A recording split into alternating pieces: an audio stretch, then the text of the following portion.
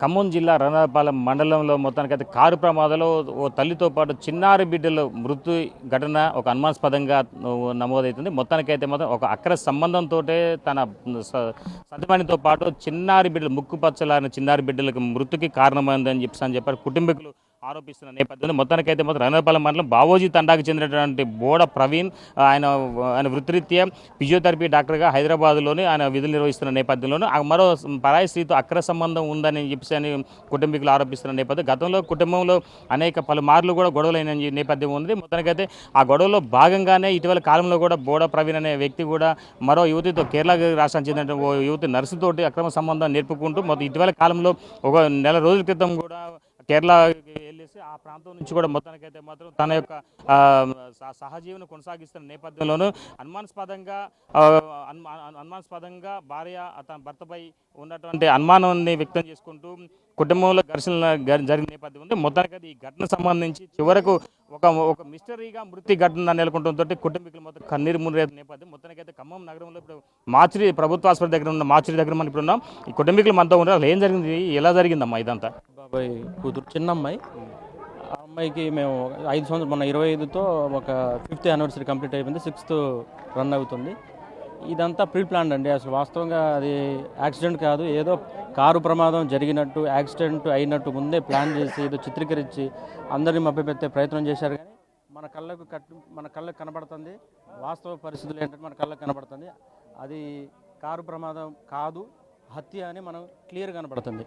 ఎట్లాంటి కారు ప్రమాదం జరిగితే తనకొక్కడికే దెబ్బలు తగలకుండా వీళ్ళు ముగ్గురికి తగలాలి కదా, ముగ్గురు ఒకే దెబ్బలు ఎటువంటి గాయాలు కనబడకుండా ఒంటి మీద చనిపోవడం అనేది ఇది హాస్యాస్పదం.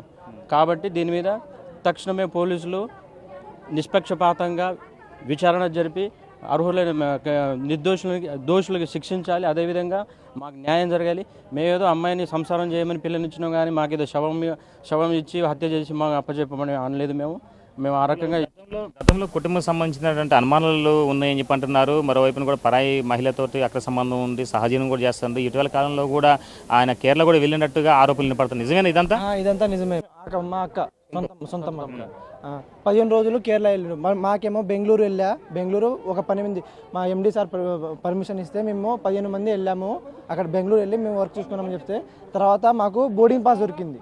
బోర్డింగ్ పాస్ దొరికితే దాన్ని బట్టి నేను కొచ్చి వెళ్ళానని తననే ఒప్పుకున్నాడు. మళ్ళీ తననే ఒప్పుకున్న తర్వాత మళ్ళీ సరే అకంతా హైదరాబాద్లో ఏం జరిగిందంటే హైదరాబాద్లో ఒక విధంగా మమ్మల్ని టార్చర్ చేపిస్తుండు. అక్కడ మా అక్క బతకలేదు, అక్క ఉండలేదు అని మాకు అనిపించింది. అక్కడ నుంచే భావస్థానే తీసుకొచ్చాము మేము అక్కని. ఇక్కడ ఈ చుట్టుపక్కల అందరూ మా వాళ్ళే అని మేము అక్కడ ఉంచితే ఇక్కడ వీళ్ళు ఒక విధంగా ప్రీ ప్లాన్గా చేసి ముందే అక్కని చంపేసి ఉంటాడు.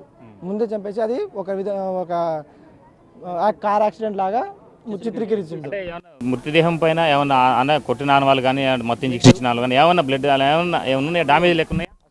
దాని మీద ఒంటి మీద గాయాలు లేవు, కానీ అక్క చేతికి మాత్రం ఇంజెక్షన్ ఇచ్చినట్టు మార్క్ ఉంది. సరే కార్ యాక్సిడెంట్ అయితే అందరికి నలుగురికి దెబ్బలు తగలాలి, మళ్ళీ వీళ్ళ ముగ్గురికి తగలే బావకు మాత్రం తగిలింది. అది ఎందుకు? ఆయన దర్జాగా ఆరోగ్య హాస్పిటల్లో ఐసీ బెడ్రూమ్లో కూర్చొని ఏసీలో ఉండి నిల్చుంటాడు, కూర్చుంటాడు, పడుకుంటాడు, తాగుతాడు, తింటాడు, అంతా దర్జాగా మాట్లాడుతాడు, లేచి మాట్లాడుతాడు. ఇప్పుడు దెబ్బలు తగిలిన వాళ్ళు చావలేదు, బతికే ఉన్నాడు, మంచిగా ఉన్నాడు ఏసీ రూమ్లో. అసలు దెబ్బలు తగలని ఎట్లా చనిపోతారండి?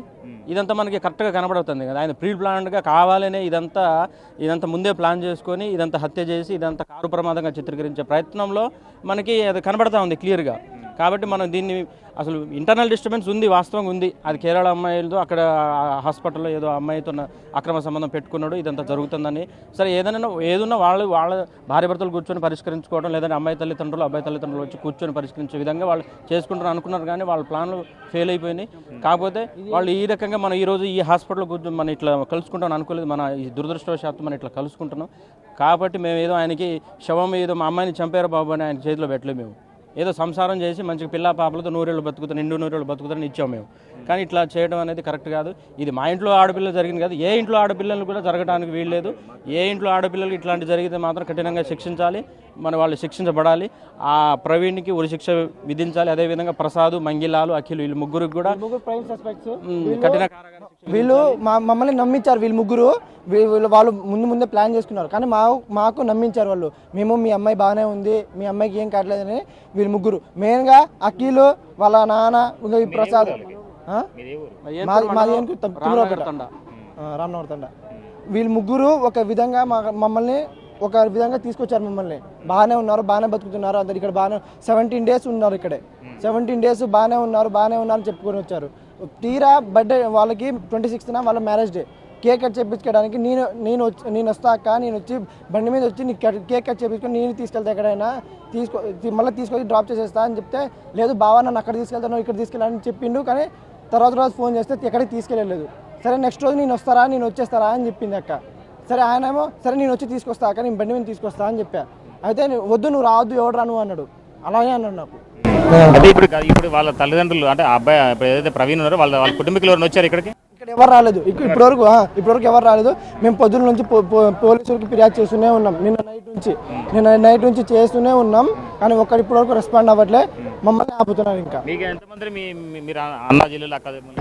మేము మా అక్క, మా పెద్దక్క, నేను, మా పెద్దనాన్న కొడుకులు 2, ఒక అక్క, మా బాబాయ్కి 2 కొడుకులు. మా ఫ్యామిలీకి 2 అక్కలకు నేను ఒకనే. మిగతా వాళ్ళ పెద్దక్క పెళ్ళి అయిపోయింది. మా పెద్దక్కకి 2 బాబులు.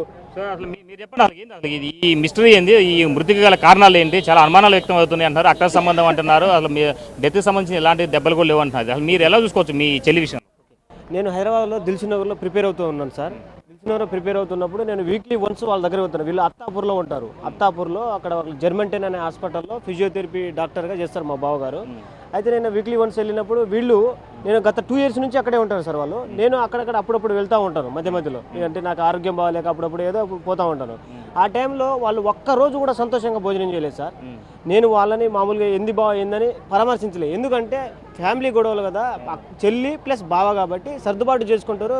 అంటే ఫ్యామిలీ గొడవలు కదా, వాళ్ళు మంచిగా ఉంటారనే ఉద్దేశంలో మంచిగా ఇన్కమ్ కూడా మంచిగా వస్తుంది, మంచిగా ఉంటారే అనుకున్నా. కానీ ప్రతిరోజు గొడవ పడుతూనే ఉంటారు సార్. ప్రశాంతంగా ఏ ఒక్క రోజు కూడా భోజనం చేయలేదు. ఎందుకు చేయలేదంటే ఆ కేరళ అమ్మాయి వల్ల చేయలేదు. రెండో పాయింట్ ఏంటంటే ఇక్కడ జరిగినట్టు చూసారా మీరు? ఏ అమ్మాయి సార్? హాస్పిటల్లో వెళ్ళాను సార్. కేరళ అమ్మాయి అనేది పర్టికులర్గా నేను చూడటం అంటే ఒక అమ్మాయి అంటే ఇప్పుడు ఇది దగ్గరకు వచ్చి మాట్లాడతారు. మామూలుగా డాక్టర్ వైజ్ అన్నప్పుడు నర్సుతో మాట్లాడతారు. ఎవరు ఏంటంటే నర్సురా ఇక చెప్పాలి కదా అట్లా సజెషన్ అని చెప్పేసి అంటూ ఉంటారు సార్. ఆ రకంగా చెప్తారు. ఇప్పుడు ఈ కారు యాక్సిడెంట్ అయితే కాదు సార్, యాక్సిడెంటే కాదు. ఇది ఖచ్చితంగా అతను చేసినటువంటి హత్యగా నేనైతే భావిస్తూ ఉన్నాను. ఖచ్చితంగా అతనికి కఠిన కారాగార శిక్ష విధించాలని కోరుకుంటాను. బావోజీ తండ సార్, బావోజీ తండ, రఘునాథపాలెం మండలం. మొత్తానికైతే మాత్రం మృతికి సంబంధించిన అనుమానాలు చాలా వరకు కుటుంబీకులకు వేధిస్తారు, అంటే వాళ్ళు వెంటాడుతున్న నేపథ్యం ఉంది. మొత్తానికైతే మాత్రం ఇది ఒక ప్లాన్ ప్రకారమే జరిగినటువంటి హత్యగా వీళ్ళు పరిగణిస్తున్న నేపథ్యం ఉంది. మొత్తానికైతే బావోజీ తండాకు చెందినటువంటి బోడ ప్రవీణ్ తన పథకం ప్రకారమే ఏదో ఒక ఇంజక్షన్ చేసి హతమార్చినట్టుగా కుటుంబీకులు ఆరోపిస్తున్నారు. ప్రవీణ్ కుటుంబానికి సంబంధించినటువంటి ఇంతవరకు ఎవరు కూడా సమీప మాచురి దగ్గర కావచ్చు లేదా ప్రభుత్వ ఆసుపత్రి సమీపంలో కూడా రాకపోవడంతో ఇంకా అనుమానాలు కాదు ఇంకా నివృత్తం అవుతున్న నేపథ్యం అయితే ఉన్నదని చెప్పని ఈ కుటుంబీకులు అంటే బాధితుల కుటుంబీకులు ఆశాభావం వ్యక్తం చేసిన నేపథ్యం అయితే ఉంది. ఇది ఎక్కువ తాజా పరిస్థితి. Sampath Bhaskar, big TV, Khammam. For more videos like this, subscribe Big TV channel.